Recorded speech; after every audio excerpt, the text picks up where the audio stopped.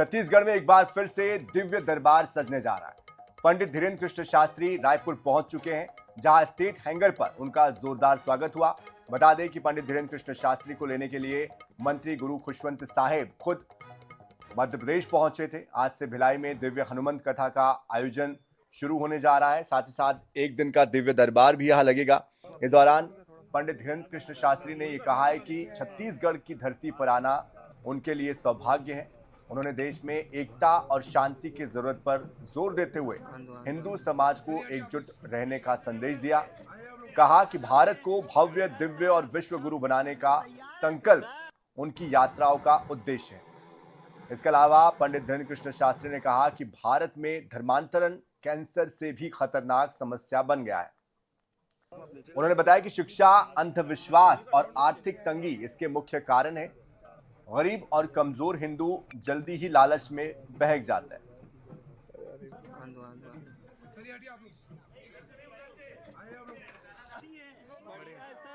तो एक दिवसीय भिलाई में कथा होनी है, इसके बाद रायपुर में भी कथा का आयोजन होना है। 3 दिवसीय कथा राजधानी रायपुर में भी होनी है। तो विशेष विमान से वो रायपुर स्टेट हैंगर पहुंच। भारत में कैंसर से ज्यादा खतरनाक मतांतरण और धर्मांतरण है। इसके लिए समस्त सनातनी और हिंदू परंपरा के लोग कार्य कर रहे हैं, हम भी करेंगे। वह एकजुटता जब तक धर्मांतरण के 3 कारण हैं: अशिक्षा, अंधविश्वास, आर्थिक तंगी। तो जो समृद्ध हिंदू हैं उन्हें तीनों सिद्धांतों से हिंदुओं को पुष्ट करना पड़ेगा। जो बहुत समृद्ध हिंदू हैं, जो निम्न हिंदू है, जिनकी आर्थिक तंगी है, वो धर्मांतरण के प्रति बहुत जल्दी लालच में आ जाते हैं।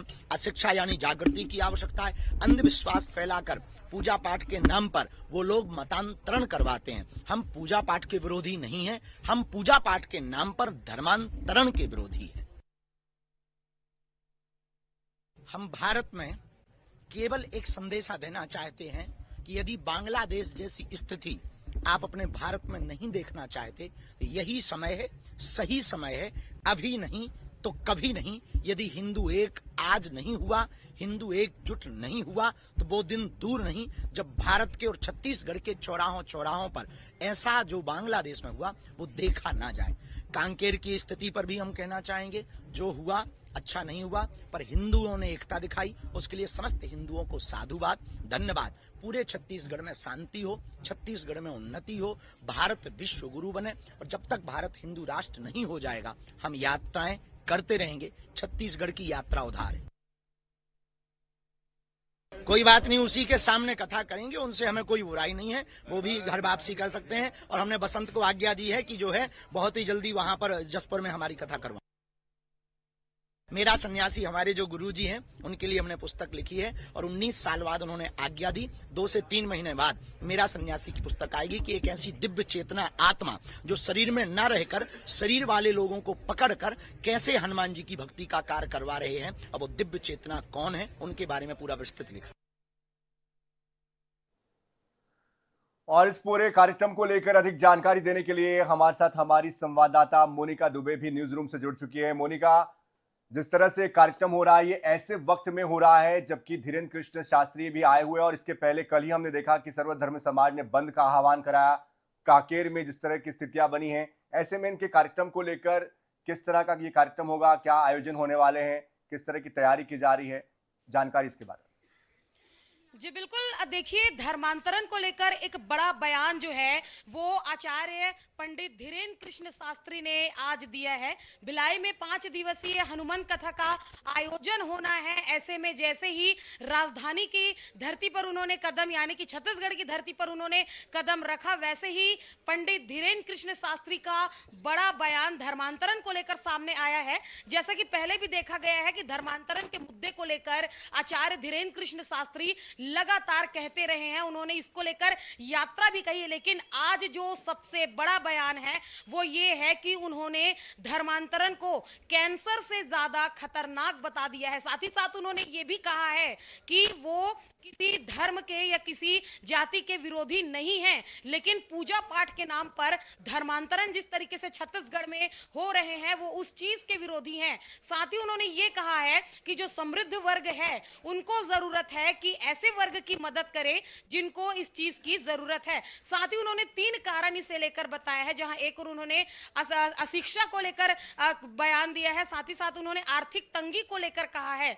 मतलब ये है कुल मिलाकर। साथ ही उन्होंने ये भी कहा है कि जशपुर में उनकी कथा होनी थी, ऐसे में आने वाले समय में यहाँ के जो जितने जो आयोजक हैं उन्हें वह निर्देश देंगे कि आने वाले समय में जशपुर में यानी कि जशपुर की धरती पर वो कथा करना चाहते हैं, जैसा कि उन्होंने पहले भी बयान दिया था। धर्मांतरण के मामले को लेकर जिस तरीके से देखा जा रहा है कि छत्तीसगढ़ में इन दिनों एक जो आग सी लगी है, जहां एक और हिंसा, बवाल, बारूद और सियासत के बीच में आचार्य धीरेन्द्र कृष्ण शास्त्री का छत्तीसगढ़ आगमन हुआ है। भले ही हनुमंत कथा के माध्यम से हुआ हो, लेकिन जिस तरीके से बयान यहां पर सामने आए हैं आज, कहीं ना कहीं एक सियासत में चिंगारी लगाने को भी काफी है। कहीं ना कहीं धर्मांतरण को लेकर छत्तीसगढ़ में एक बवाल जो है वो फिर से तेज होता हुआ नजर आ रहा है। जहां एक और हमने देखा कि कांकेर के मामले को लेकर कल यानी कि आमाबेड़ा के मामले को लेकर कल छत्तीसगढ़ बंद रहा।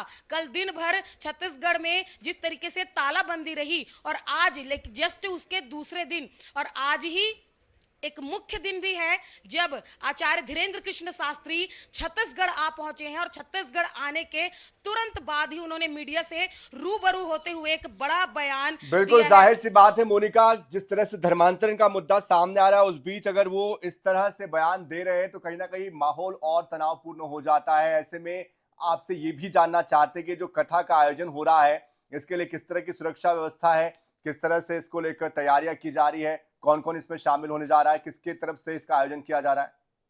जी बिल्कुल। देखिए, भिलाई में इस कथा का पूरा आयोजन जो है वो किया जाना है और कथा के जो आयोजक हैं वो सरोज पांडे, राकेश पांडे यानी कि कैबिनेट मंत्री दर्जा प्राप्त जो है उनके द्वारा ये आयोजन पूरा करवाया जा रहा है। 5 दिवसीय हनुमंत कथा का आयोजन भिलाई में होगा और हजारों लाखों की संख्या में भिलाई में छत्तीसगढ़ समेत अन्य जगह से जो लोग आए हुए हैं वो जुटेंगे। 5 दिवसीय हनुमंत कथा का आयोजन किया जाएगा। साथ ही साथ 27 तारीख को दिव्य दरबार लगाया जाएगा, यानी कि दिव्य दरबार में लोग अपनी अर्जियां लगाएंगे और उस अर्जी पर यानी कि चलिए मोनिका, आप नजर बनाए रखिए। बहुत शुक्रिया फिलहाल इस पूरी जानकारी के लिए। तो देखिए, एक तरफ धर्मांतरण के मामले लगातार सामने आ रहे हैं और इस बीच धीरेन्द्र कृष्ण शास्त्री अब कथा करने जा रहे हैं।